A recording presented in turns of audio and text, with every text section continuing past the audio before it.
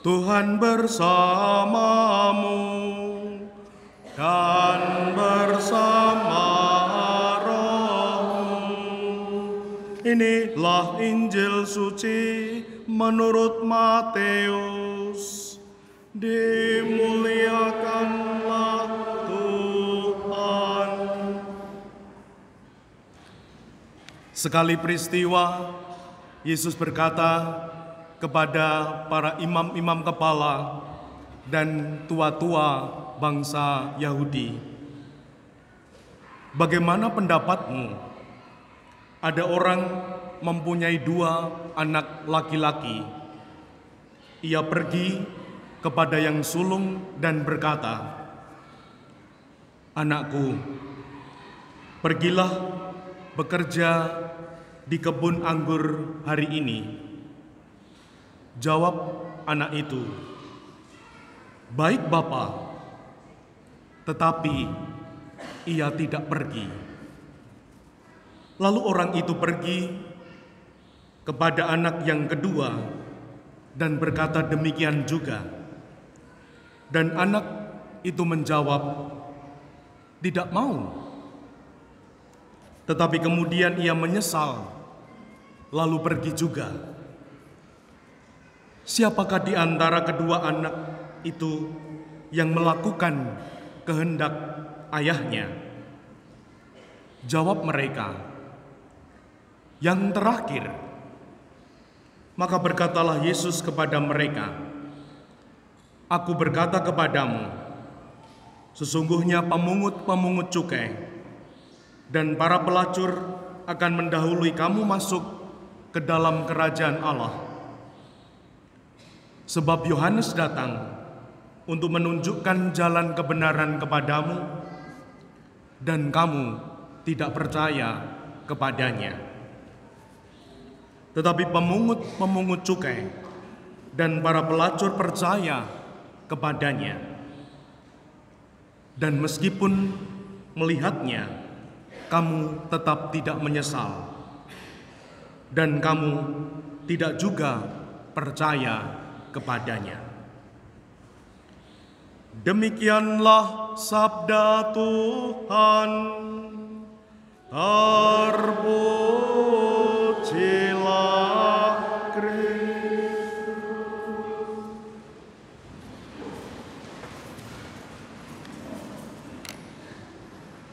Ibu, bapak, saudari, saudaraku yang terkasih, selamat sore berkah dalam.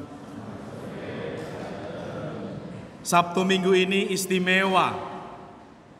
Mengapa? Karena banyak hal yang kita lakukan. Maka kita akan menyampaikan 3 hal yang sangat penting. Yang pertama, kita akan menutup bulan suci BKSN, Bulan Kitab Suci Nasional. Siapa kemarin yang ikut renungan BKSN di lingkungan 7 jari? Loh, kok nggak ngacong? Semoga bulan Kitab Suci menjadi kesempatan yang berarti untuk bertekun. Ada juga payung ayat suci, ayat emas. Lalu juga ada lomba kitab suci. Dan juga kemarin bulan September ini dan nanti seterusnya dimulai program digital doa anak, doa ibu, lalu dari lektor butiran Sabda Allah, dari prodiakon mutiara Sabda Allah. Mengapa kok harus melakukan hal-hal itu? Ibu, bapak, saudari-saudaraku yang terkasih, kita ingin membuat memori indah dalam otak kita dan juga sel otak dalam jantung kita. Mengapa? Karena di zaman digital ini kita sungguh mengalami serbuan informasi bahkan yang tidak layak dikonsumsi oleh anak, oleh keluarga. Dan otak ketika melihat HP, melihat televisi dan lain sebagainya itu mendapat informasi, juga terbentuk memori. Dan kalau tidak hati-hati, kalau anak-anak hanya pegang HP doang, hanya menikmati media sosial, internet dan lain sebagainya, ya kalau yang dipilih, dilihat itu baik, puji Tuhan.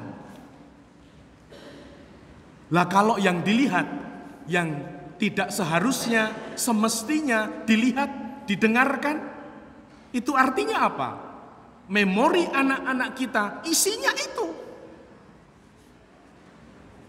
Nah, maka kita membuat berbagai macam dinamika untuk membuat memori indah yang akan menjadi kekuatan saat apa?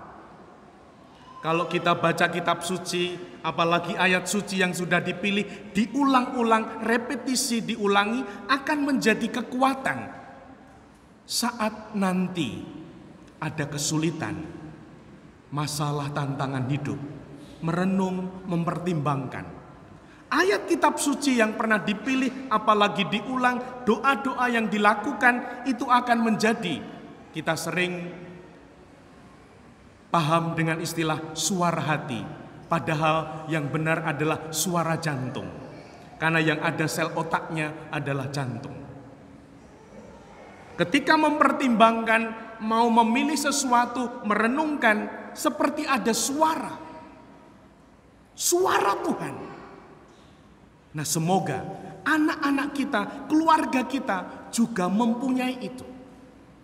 Suara Tuhan yang akan berbicara saat mereka susah, sedih, kalut, bingung, galau, khawatir. Karena kalau kita hanya menikmati, membiarkan mereka dengan gadgetnya, mereka tidak punya suara Tuhan itu. Dan semoga berbuah dalam ketekunan kita. Yang kedua, Ibu bapak, saudari-saudaraku yang terkasih, kita juga akan membuka bulan suci, bulan Rosario. Kemarin kita sudah mengungkapkan, menyampaikan, nanti akan ada pemberkatan Rosario umat oleh imam. Nanti akan berkeliling, dibuat melingkar-lingkar biar semua keberkatan. Amin ya. Semua sudah bawa? Amin. Banyak yang mengatakan, banyak yang merumuskan, banyak yang sudah baca. Ada 15 janji Rosario, ada yang dirumuskan 5. Semuanya sungguh berguna. Kalau yang 5, agar doa terkabul, melawan kejahatan, menandai pertobatan, mendapatkan rahmat, memperoleh kekuatan untuk bangkit saat sedih, susah, khawatir, bebas dari malapetaka yang mungkin hadir di dalam hidup kita. Sungguh janji Bunda Maria untuk yang setia kepada Rosario. Bahkan kita para imam dan juga bahkan Bapak Paus bertekun itu. Dan semoga kita pun di bulan Rosario ini minimal pembukaan dan penutup minimal ping pindho Rosario secara pribadi, secara lingkungan.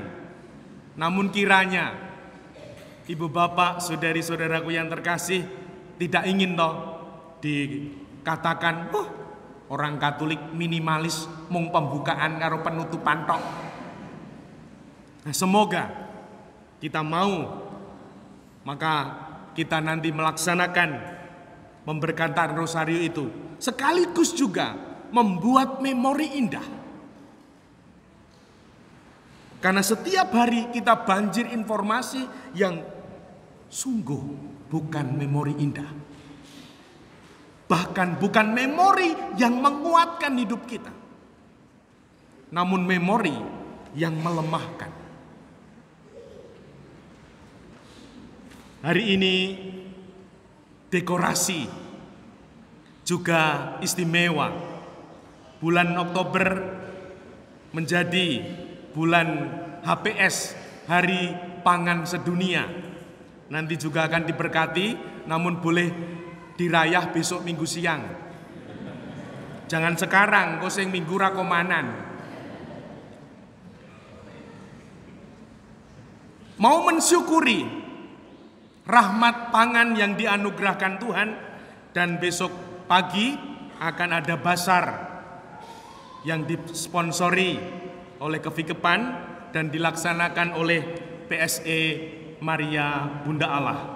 Kita bertekun dalam hal-hal baik, semoga itu membangun memori yang indah. Dan yang terakhir, Injil suci dan juga bacaan-bacaan. Tuhan Yesus memberikan perumpamaan untuk para imam kepala dan tua-tua bangsa Yahudi.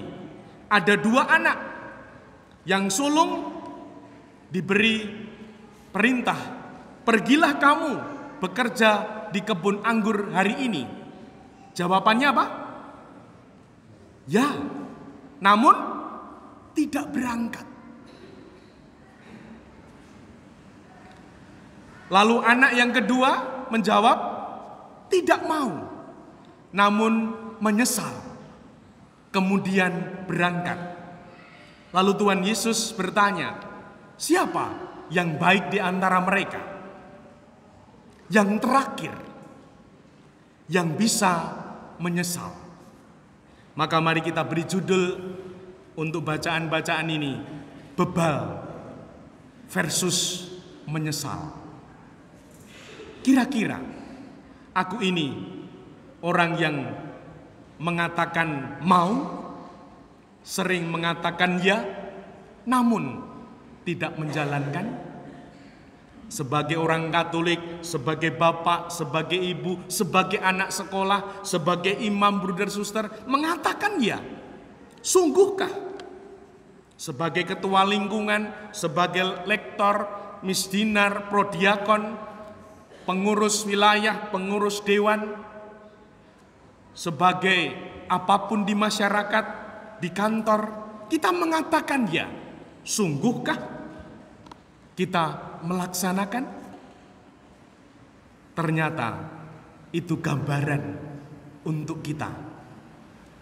Boleh kita memberikan sebutan orang bebal yang mengatakan ya, namun tidak melakukan. Dan yang anak kedua mengatakan tidak mau, namun menyesal, lalu berangkat. Ternyata kita hampir sama.